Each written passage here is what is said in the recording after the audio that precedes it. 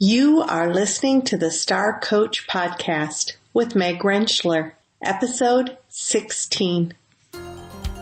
Welcome to Star Coaches, the show for professional coaches that brings you coaching strategies, tools, and resources. Whatever your focus or niche, take a front seat weekly as industry leaders, decision makers, and innovators share their wisdom and expertise on the ins and outs of successful coaching. Now join your host, Meg Rentschler, as she connects you with your star coaching potential. Hello and welcome to the show. I'm your host, Meg Rentschler. How's your week been? This week for my family has been difficult. We've struggled with the sudden and extremely untimely death of my 42-year-old nephew who died after being diagnosed with a rare aggressive cancer. Just 2 months ago he was diagnosed, and everyone is still reeling at the nature of the disease and the suddenness of his death. One of the things that's occurred, and I think often occurs following the death of a loved one, is that you begin to hear stories.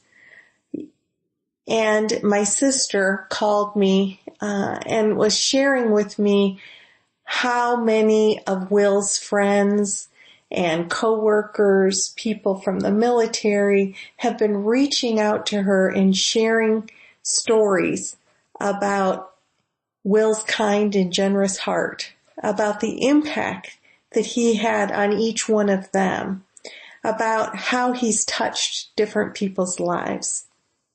And those stories are healing. They're like a balm to my sister's heartbreak.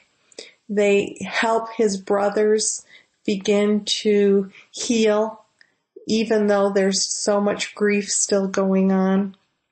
And as I read stories that have been posted on Facebook about the impact that he's had on people's lives, I realize that not only is it healing to read those stories, but I'm very certain that it is healing for those people to share the stories about their interactions and their relationships with Will as well.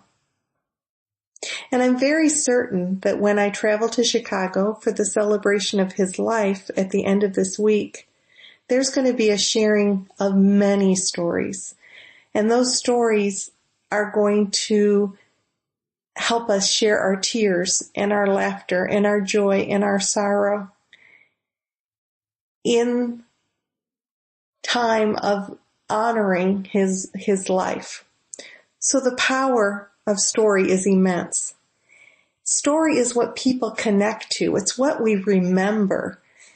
And when each of us can find pieces of story that transform our lives, that transcend pain, that are empowering, we help others heal, we connect to our inner strengths, and we can use story to learn and grow. As coaches, we're drawn to people to help others bridge their gaps, to meet their goals.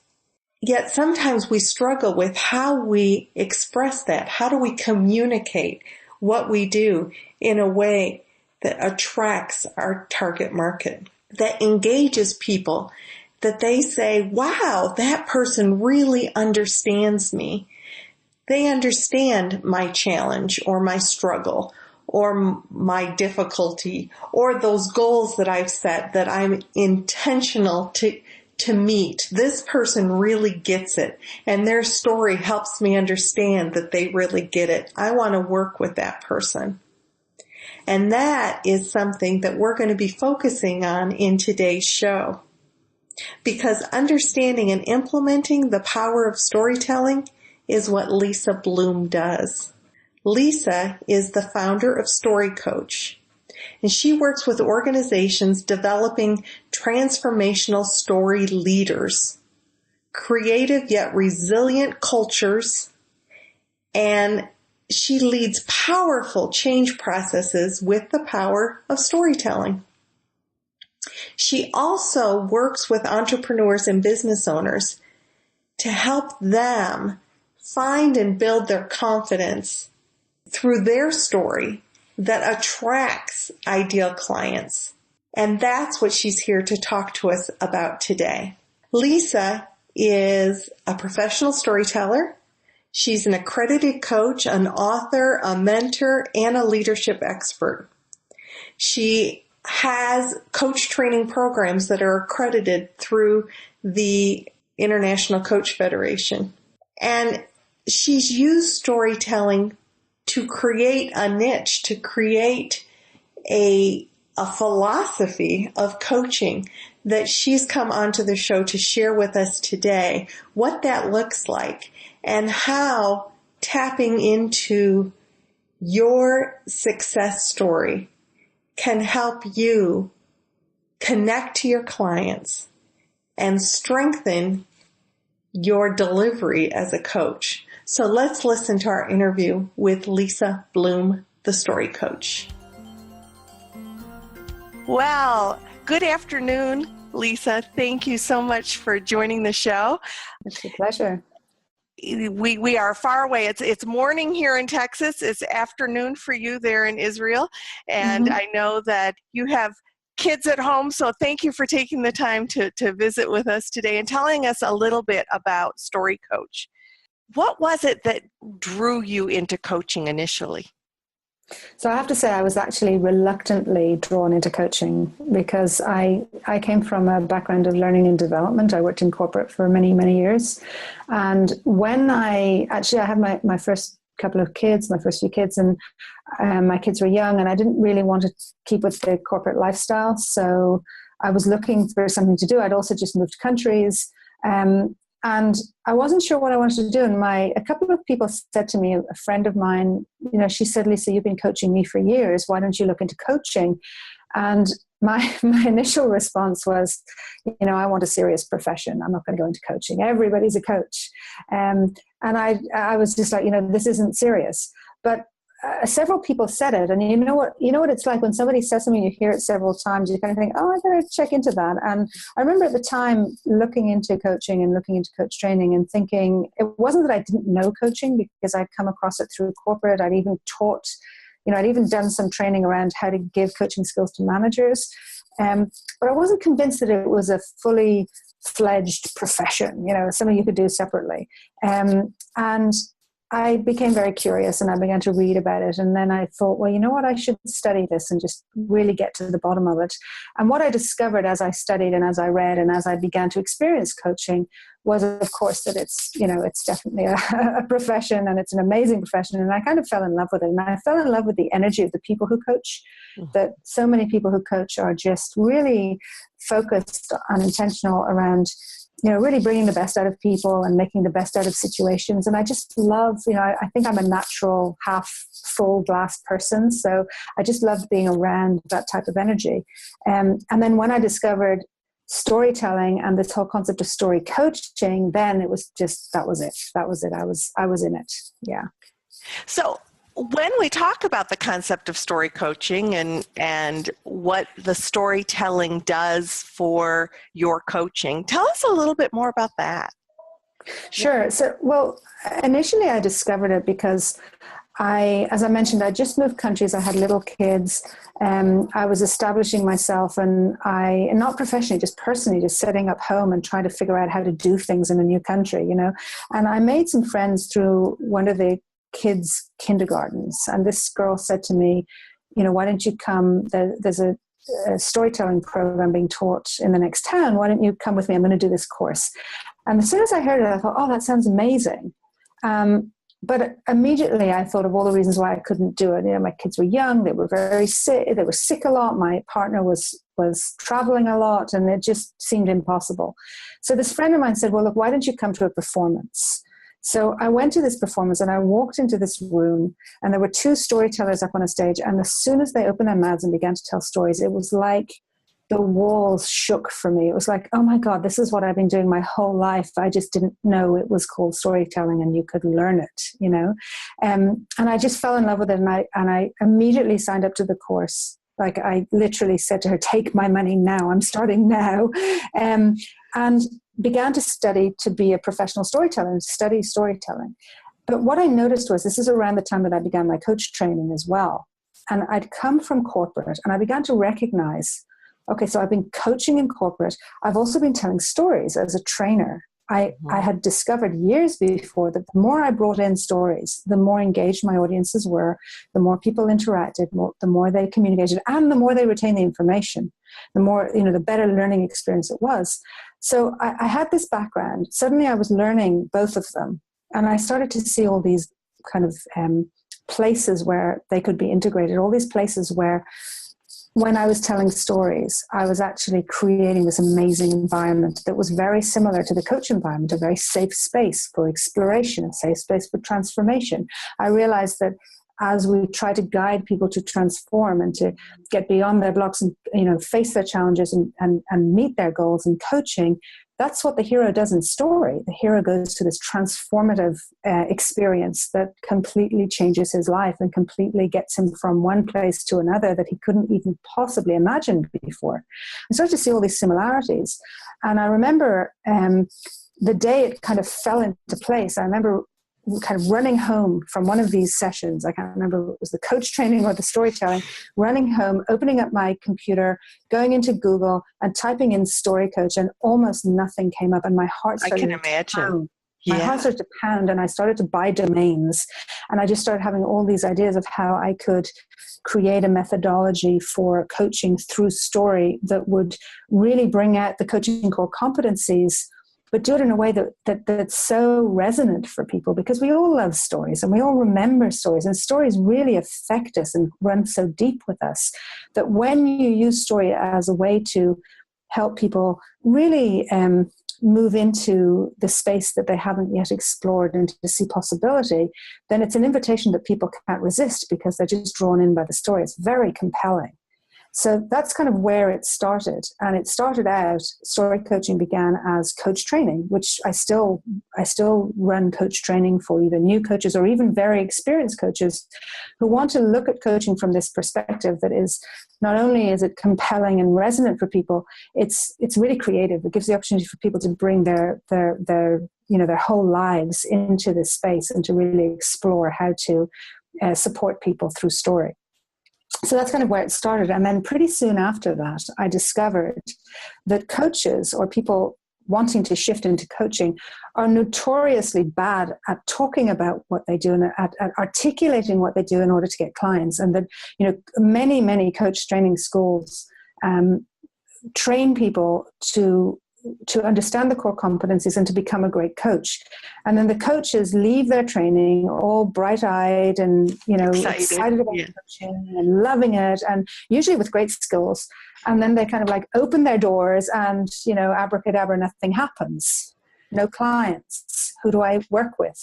Who do I even want to work with? What's my niche? Who are the people that I'm most drawn to support? And, all the business piece is just not there. And so I realized that when you have a compelling story about your business, when you can articulate what you do, when you can talk about coaching, which doesn't, in a way that doesn't focus on the process, but focus on the transformation that people can get through coaching, then you start attracting clients. And then you stop, constantly chasing people, but actually begin to have people find you. And we started this conversation before you pressed record, and you said that you'd heard about me, you'd heard about my work. And it's because what I do is compelling, and the way I talk about it, people are like, oh, they remember, because yes. We always remember stories. We always remember, you can go to a lecture and you'll hear tons and tons of stuff and you'll walk away and the only thing you remember is the story that the guy told in the first 10 minutes. So when I'm telling stories in what I do, people remember that. So they remember story coaching. Makes perfect sense, and very clearly twofold what you do. On the one hand, right. The value that you bring as a coach in helping your clients create their story and learn and grow and transform. Actually, when you were talking about the hero in the story, I actually got goosebumps thinking about our clients kind of becoming the heroes in their lives, and so of course, my mind was like, I have to ask Lisa more about that. But we had kind of talked about the other fold of that, which was creating your story, your your brand through story as a coach. And so I'll be true to kind of staying in that avenue right now. So when you work with coaches or just continue that theme of we all have a story within us, and part of that taps into our passion of what brought us into coaching. How do you help coaches get clear about what their story is and how they put that forward? Okay, great question. And complex question in a way, because there's a lot to share. So let me see if I can make it as accessible as possible.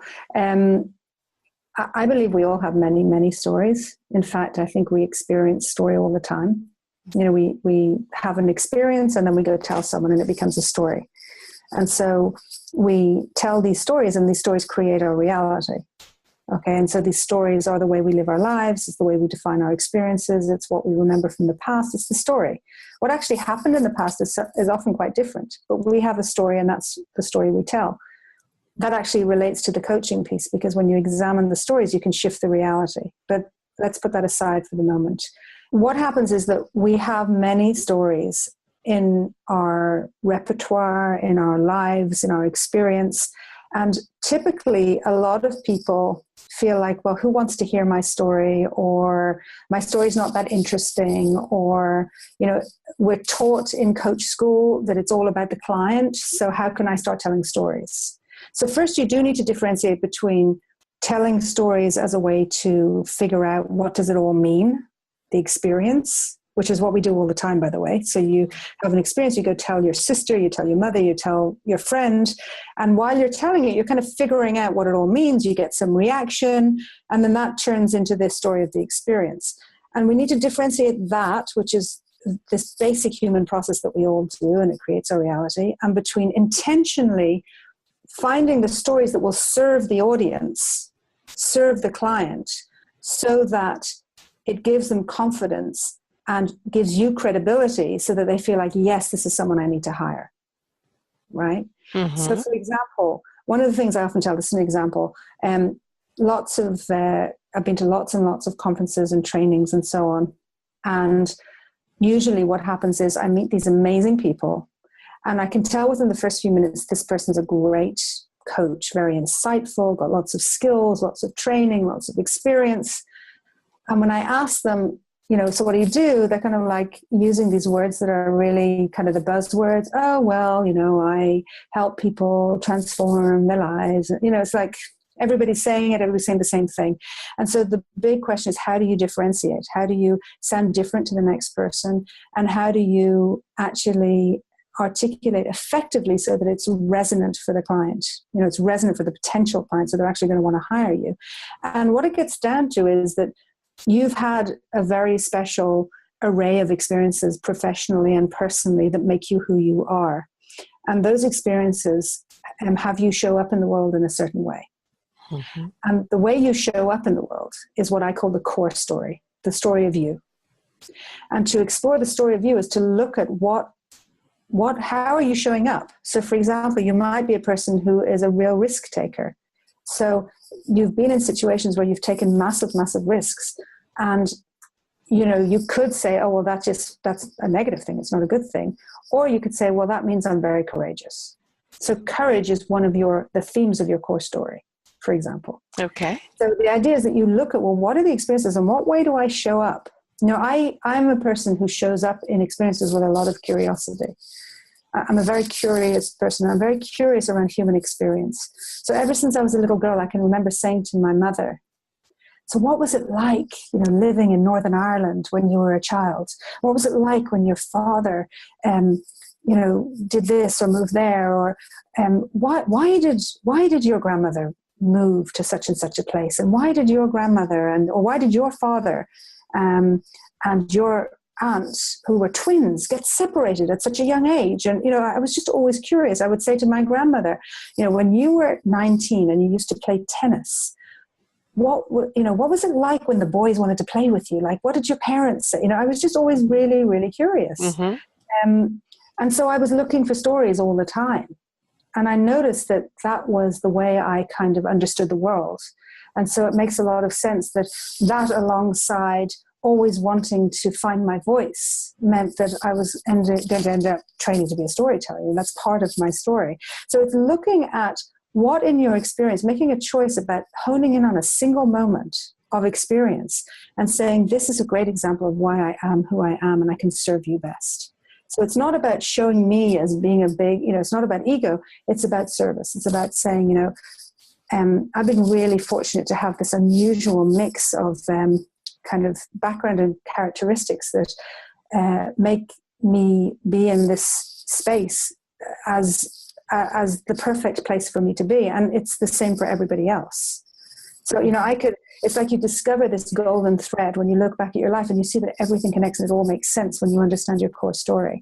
When you go from curiosity when I was a child growing up in Ireland to the types of experiences I chose and the types of way that I talked about the experience, I was a storyteller. I was always a storyteller. So when I became an actual storyteller, it was like, okay, yeah, this is who I am. It's not like I have to become something else. This is who I am. Most coaches feel that way. Most coaches have had a lifetime of experience, and they've come to a certain point where they realize, being the financial director of the company was fulfilling in some ways, but what always fascinated me was how people would react to my decisions. And it's the people, for example, or I had a wonderful interaction with a coach who had this massive career crisis where she'd become ill because she was extremely successful. She'd become quite ill. She was chronically ill. And her company hired a coach for her to help her navigate coming back to work after months and months and months of being chronically ill. And during that experience of coaching, she suddenly realized, I'm actually in the wrong profession. I've been following other people's expectations in order to get to where I am professionally, but I don't want to be in this role. I don't want to be in this corporate environment. I want to be working with people. I want to be helping people discover who they are because I've just found out who I am. And suddenly she became a coach. So that's a very powerful story to tell people. Mm-hmm. So I hope you're getting... No, that does make sense. Yeah. So I'm wondering if you're able to maybe share an example of somebody you've worked with or maybe even yourself on how you would go from that insight and that discovery of your story to what you would actually tell someone as you're attracting them to you. So I was working with a client who had come out of a 25, 30-year career. Mm-hmm. She'd been in an organization where she had begun, I think she came in as an administrative assistant and she ended up on the board. Like she'd done extraordinarily well for a woman in an organization that was very kind of male heavy, authoritarian, and she just had this really stellar career. But after 25 to 30 years, and she was a woman who was now in her late 50s, early 60s, she was actually made redundant. The company was downscaling and they, I guess, I don't know what the reasoning was. And it was a huge shock to her system. Mm-hmm. And during the time, they gave her a lot of preparation and a lot of guidance around what she was going to do with her life and career afterwards. During that time, she had taken courses, she'd done some coaching, she'd done some career coaching, and she realized that she really loved working with people and she wanted to work in facilitation and coaching. So kind of training from a coach perspective, okay, and working with individuals in a coaching capacity. But when she came to me, she felt like, well, I don't have a story because I've only been a coach for 6 months and I don't have any experience. And what we did was we explored all of these amazing capabilities that she developed through the years and how they were actually the exact same as the ones she was using as a coach. Mm-hmm. In the past, she used them as an executive. Now she's using them as a coach, but they were the same core capabilities that she had developed through the years. So, for example, her ability to really understand political situations and understand the players and understand people's agendas and to be able to cut through all that noise and deal with people's true desires. So this is something she'd been doing as an executive for years and she'd been phenomenally successful. They were the exact same skills that she could bring into coaching and speak about and feel like, yes, this is totally credible. I mean, I've had 25 years doing this. I'm just now doing it in a different capacity because I'm not now the executive in this organization. I'm the consultant coach that's being brought in to create some kind of organizational intervention that's going to make people work more effectively. So it was like helping her find the language and recognize the value and the credibility of all her wealth of experience and bring it into that space. So once we understood that, she had the opportunity to look at all those years of experience and point out single moments of, I was in a meeting with this one and this one and this one, and this happened, and then that happened, and what I was able to do was this and that. And so basically what I'm saying is that story only ever happens in a single moment. Right. So when you want to use story, you don't talk in an abstract way. You talk specifically about, it was a Tuesday afternoon. We'd just come back from a team building meeting. Everybody was exhausted, and there was a massive crisis in production. And here's what we did. And so you're specific, and then the story becomes really compelling. The more specific the story is, the more compelling it is. And what you need to do is match that with the message you're trying to give this potential client or this particular audience.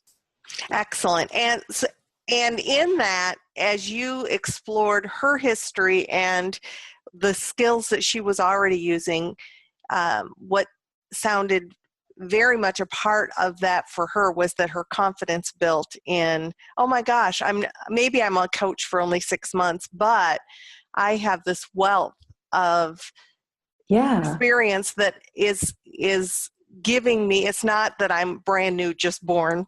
Well, exactly. I'm a coach for 6 months, but I've been a person for 55 years, and I've been, a successful professional for 35 of them. And, I've had a wealth of experience throughout my life, professional and personal, and it's all relevant because, as we all know, when you're coaching somebody, even if you're an executive coach or you're a transition coach or you're a health coach, you're always going to deal with the whole person. So why can't we come to this as a whole person? I think we have to.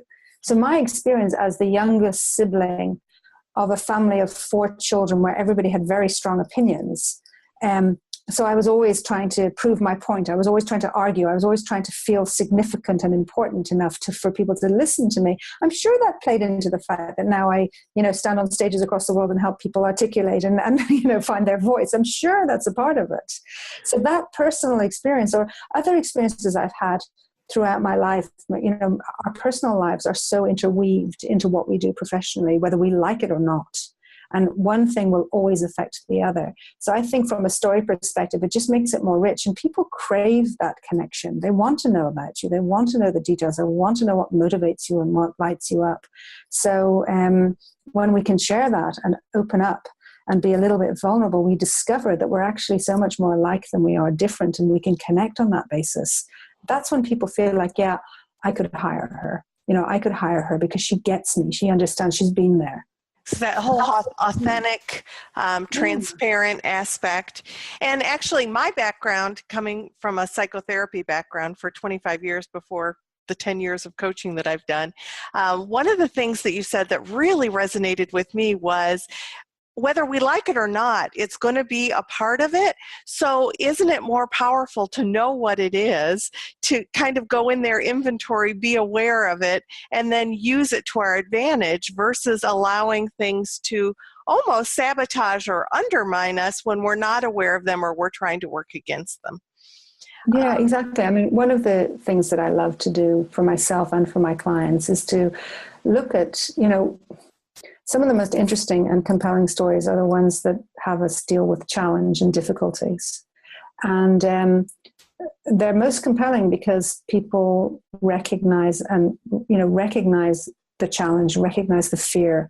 And so if you're willing to open it up and admit, I was in a state of fear and this is what happened, then a person is going to recognize that and feel like, yes, I've been there. And wow, if she's willing to admit this, then maybe she's able to support me and help me too. And if she's able to transform out of this, then maybe I can too. And so that's very, very powerful. So I love challenging people to find the difficult story and learn how to tell it in an empowered way. Now, that doesn't mean you put a shiny pink hue on everything and happily ever after and forget, and pretend it didn't hurt. It's about looking at the difficult challenges that we faced and still being able to tell it in a way that feels empowered. So it's actually the journey to be able to tell a story like that is a coaching experience itself, because it's asking you to transform from the victim mode into something so much more powerful. When you can live your life that way, it's amazing. So every challenge, I mean, there are times when I've had these experiences and I thought, I know I'm going to look back at this and say that this was really, really important and a great learning, but right now it really sucks. Yeah, right now it really hurts. It really hurts. It's really difficult. I really wish I didn't have to go through this. But even knowing that those challenges are going to be really something at the other side, and then being able to sit with the stuff that we carry for all those years. And again, this isn't therapy, so it's not about going back and resolving childhood issues. It's about being able to tell a story that empowers you. So whatever that thing is, the elephant in the room that we don't want to talk about, we don't want to talk about it because when we talk about it, it brings us back into the pain. But when you can talk about it in a way that transforms the pain and makes you feel empowered, then nothing is an elephant anymore. You can talk about anything. So, for years I lost my father. It's almost exactly 20 years ago. Very suddenly, he was very young. Really painful experience. And for years, I told myself the most terrible stories, about how much he'd suffered and how he was alone and how much he would miss and how much he has missed. And, I told these stories that kept me in grief and kept me in suffering. The minute I started to tell stories about him and his life and his little quirky characteristics and the things that drove me crazy and the things that I loved, it's like I could experience him again. And the grief shifted completely. And it was all about the way I could tell the story. So that years later, a friend of mine, I remember, said to me, if I didn't know your father had passed away, I would assume he lives around the corner. You talk about him all the time. And I talk about him, and it's fun for me to talk about him now. There isn't that crippling pain that I had. Now, I know that grief, there's stages of grief and so on, but the point that I'm making here is that this is true for every story that we would tell that it keeps us in pain. Mm-hmm. Whatever the experience is, the minute the story shifts, then we become empowered and we're able to talk about anything and we're able to learn from stuff and we're able to inspire others. And that's really what it's about. And that's powerful stuff. So when we think about that powerful stuff, how do you teach people this? Tell us a little bit about your training. So again, I have two different sides. One is coach training, and basically the certified story coach program, which is accredited by the ICF. I teach that. It's all online. All of these trainings are online. People from all over the world participate, which is really fun. So we get lots of different languages and cultures and experiences. And what I do is we explore the core competencies and how they relate to story, and we analyze stories and we find great stories. I love using fairy tales because of my background as a professional storyteller. I love using these tales because there's so much wisdom to be gotten from these tales. So we find stories, we analyze stories, we practice coaching through the story perspective. That's on the story coach side. On the business side, I have various programs. One of them is Stories That Sell. And that's a program that teaches people how to really transform their experience into compelling story in a step-by-step framework, starting with understanding what is that experience and what does it mean and how do you then craft the story. First you discover what the story is, what it means, and look at the real details, like look at this single moment that the story took place in. So you identify where are these experiences that are story worthy, I would say. And then you take that story-worthy moment and you craft it by understanding all the different elements of story. You craft it so that it is really inspiring for others. And so you're not, pretending, you're not making anything up. You're coming from a true experience, but you're turning it into a story through, story structure and the various elements of story. And then, of course, you learn how to tell it, whether it's online or whether it's live, whether it's in networking or interactive, or whether it's to do your about page on your website. So I think the story piece is central to any business, whether it's coaches or any type of entrepreneur. And so I teach lots of people how to do this, including some corporate clients that I now work with as well, how to take experience and turn it into compelling stories so people can really get excited about what you do and share that passion. Yeah, they're drawn, they're attracted, you're actually magnetizing people. It's like I understood that experience when I would get on a stage and I would tell a good story, and you could hear a pin drop, and people are just like leaning forward with their eyes wide and their mouth a little open, and they're waiting to hear the next word. I thought if I could do that in business, then, that's really what it's about. So that's what I help people do, is get to the point where they can tell a story that's so attractive and so interesting that people just want to hire them. What good stuff. Thank you, Lisa, for taking time and sharing your remarkable journey and how storytelling has helped you build a very successful business, but also maybe even more importantly, connect with people across the world. And we will have more information about you on our website and direct people your way. But thank you so much for taking the time to spend with the audience. Yeah, it's a great pleasure. Can I finish with a tiny story? Oh, please. So I wanted to, this resonates for people who might be at the beginning of the journey or even just contemplating becoming a coach. And it was years and years ago. I mean, long before I even knew what coaching was, I was working in this corporate environment, and I had just come back from my second child had just been born, and I'd just come back from maternity leave. And I remember going into a meeting, and it was held in this oval, like there was a room with an oval-shaped table, and people were all sitting around the table. And I walked in, and I put my bag on the table, and I pulled out a notebook, and the notebook had a one of those wire spines, this little metal spine. Yeah. Mm-hmm. Yeah. And as I pulled it out of my handbag, at the very end of this spiral, there was this tiny, tiny, tiny baby sock. And when I saw it, like anybody who's had kids or was a kid or knows kids, it's like I saw this little baby sock, and suddenly this huge smile went over my face. It kind of flushed through my body, and I just felt such joy. And I lifted my head up, and I looked around the room, and I saw that nobody, like if anybody had noticed, they'd looked away, and nobody was smiling. And in that moment, I just had this feeling like, I immediately shoved it back in my bag, and I sat down, and I kind of straightened up, and I got rid of the smile, and I took out my pen. I got all serious. But in that moment, I suddenly realized, I can't be my full self here anymore, because who I am as a mother is as important, or perhaps more important, than anything I'll ever do in a room like this. And who I am as a mother makes me better at what I do here. And what I do here makes me better as a mother, and there's no conflict. And if that can't be whole for me, then I think that's where the seed was planted, that I was not going to be doing this anymore. I would be doing something that would allow me to be whole. And, it took me a while to get out of that corporate environment. It was another few years, and I think another child before I did get out. But that seed was planted. And one of the things that's been very important for me, and perhaps the whole reason that my brand is really about being authentic and showing up and being real, is this ability to just bring the whole self into whatever it is that you do, and find the passion for that, and allow it all to thrive. So thank you for inviting me. It's good to be here. You have a great afternoon. Thank you. Bye-bye.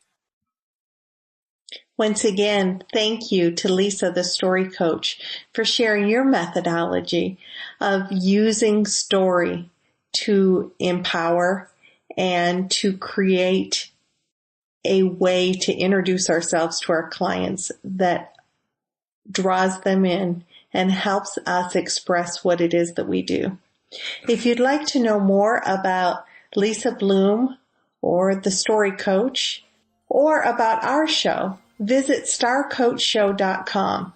All of Lisa's resources will be on the resource page, and be certain that you sign up for the free book giveaway on the contact page so that you're in our ongoing drawing for great books that are being given away. As the new year begins, some new groups are being started within my practice, and particularly a mentor group which will help people work with other coaches, strengthen coaching skills, and meet ICF credentialing requirements.